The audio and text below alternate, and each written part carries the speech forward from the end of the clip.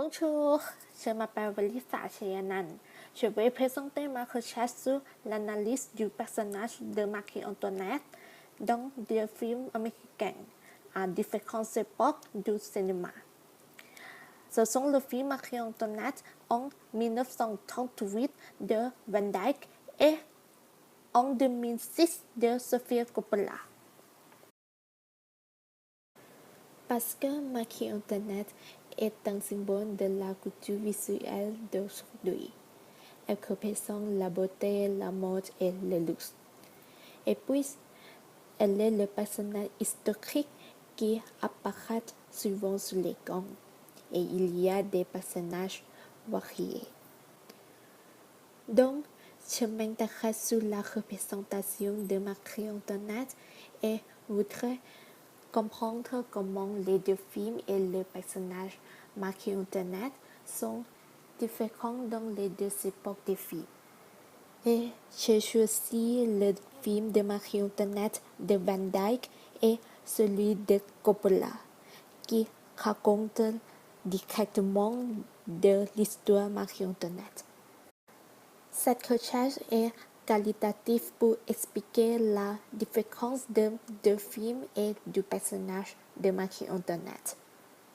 L'analyse des films est divisée selon trois thèmes.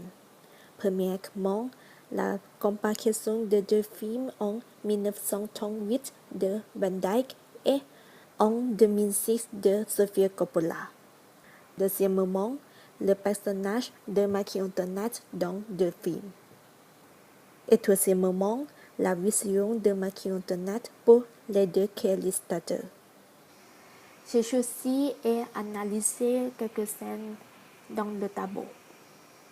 Voilà, je distingue deux thèmes principaux de la comparaison. Le premier thème est solitude. Comme elle est étrangère, elle se sent seule dans la nouvelle maison.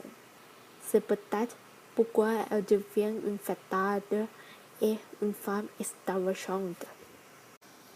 Le deuxième thème est la femme moderne. Dans le film de Marie-Antoinette de 2006, on peut voir clairement que le personnage de Marie-Antoinette a confiance en soi et à la mode.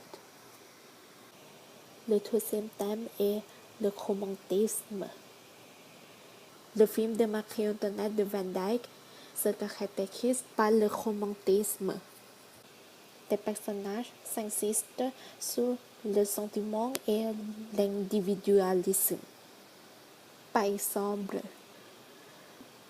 les scènes de la relation de Marie-Antoinette et son amant s'expriment d'amour sincère et s'entraînent en difficulté. Au contraire, Marie-Antoinette en 2006 est plus du réalisme. Marie-Antoinette a besoin de l'amour, la relation sexuelle. Bon, ce sont l'image de la nature humaine. De plus, j'ai comparé entre le portrait de Marie-Antoinette par Elisabeth Louise Bichet-Leblanc et les affiches de Marie-Antoinette de deux films. Je trouve la féminité, comme les costumes, les accessoires. Par ailleurs, Marie-Antoinette en 1938 ressemble bien au portrait. En cas de Marie-Antoinette en 2006 donne l'image comme une femme moderne. Alors, après avoir étudié la représentation de Marie-Antoinette de deux films, je trouve que les apparences de Marie-Antoinette semblent, mais il y a aussi des différences. Par exemple, la physique et la physiologie différentes. Dans le film 1938, Marie-Antoinette est une jeune fille douce et souriante. Mais dans le film 2006, Marie-Antoinette est moins souriante et a confiance en soi. En cas de mêmes apparences, ce sont les costumes et les coiffures. Mais il y a un peu une différence des costumes. dans le film en 2006 qui montre plus moderne. Et puis, les points de vue historiques de réalisateurs sont aussi différents de l'histoire du film et de la représentation. Voilà qui termine ma présentation. Merci beaucoup.